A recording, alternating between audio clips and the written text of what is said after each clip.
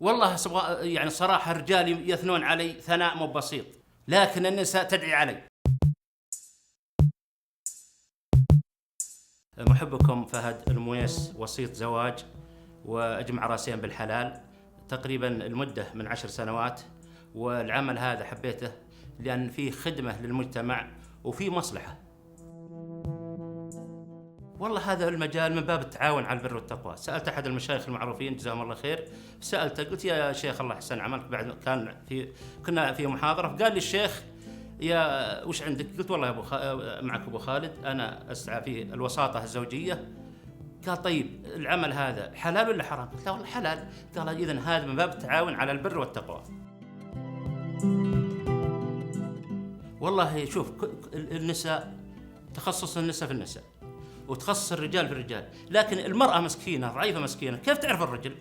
كيف تعرف ثقافته؟ كيف تعرف أنه ثقة؟ كيف أنه تعرف أنه جاد ما هو جاد في العمل هذا؟ لكن أنا تمدحه ولا تسبه وهي ما شافته. أنت عارف أن إحنا في مجتمع محافظ، وإذا صار في مجتمع محافظ أنا عندي اتصالات من ولي الأمر مثلا، من متعاونات، عندي متعاونين، عندي متعاونات، يعني إلى من جت النساء عن طريق النساء وتعطيني المعلومات بطريقة سرية.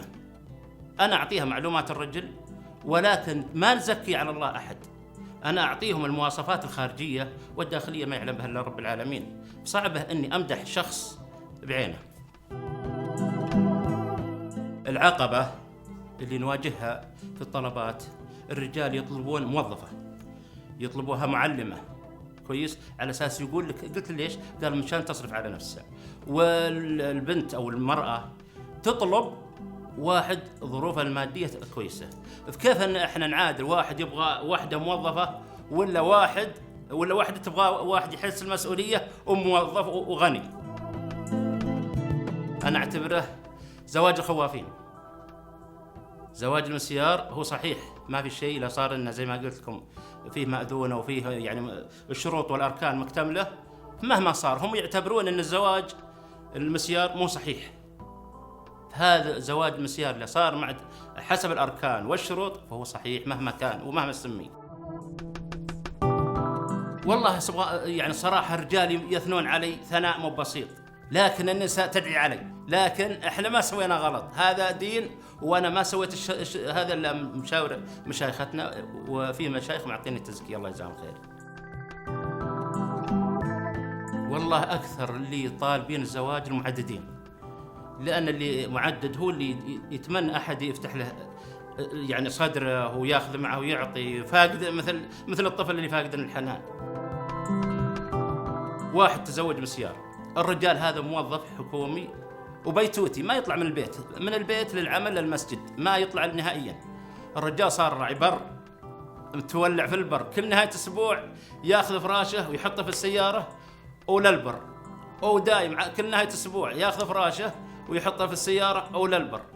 زوجته استغربت، قالت يا جماعة الخير أنا ما أدري وش أسوي. اتصلت على جارتها قالت يا بنت الحلال أنا عندي مشكلة. قالت وش المشكلة؟ قالت أبيك تجين عندي في البيت. جت عندها وشرحت لها القصة عن زوجها. قالت إن زوجي بيتوتي ما يطلع من البيت، يجي من العمل بس البيت مسجد، أشوفك كل نهاية أسبوع يروح للبر، وش اللي صاير عنده؟ قالت والله ما أدري. قالت وين فراشه؟ قالت فراشه هذا هو موجود. قلت طيب مو مشكلة، الفراش موجود؟ قالت إيه.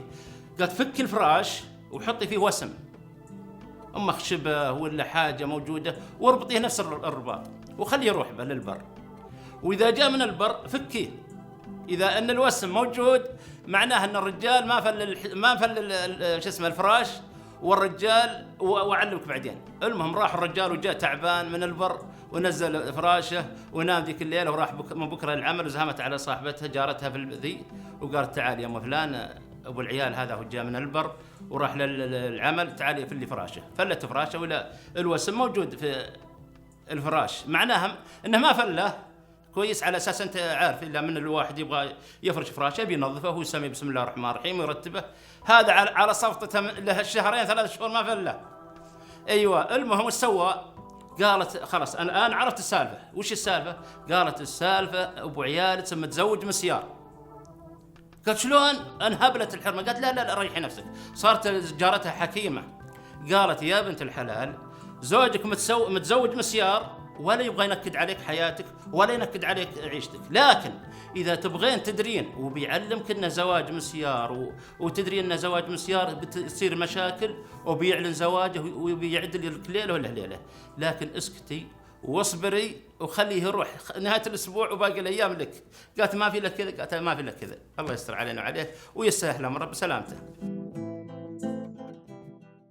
والله الواحد يفعل السبب، أي واحد يفعل السبب، لأن الواحد ما يدري من إيش من البنت اللي بتناسبه، لأن الله كاتب سبحانه وتعالى أن أحدكم يجمع في بطن أمه 40 يوما نطفة ثم علقة ثم مضغة ثم يرسل إليه الملك ويؤمر بكتب 4 كلمات: أجله وعمله وشقي وسعيد. كل شيء مكتوب لك الإنسان.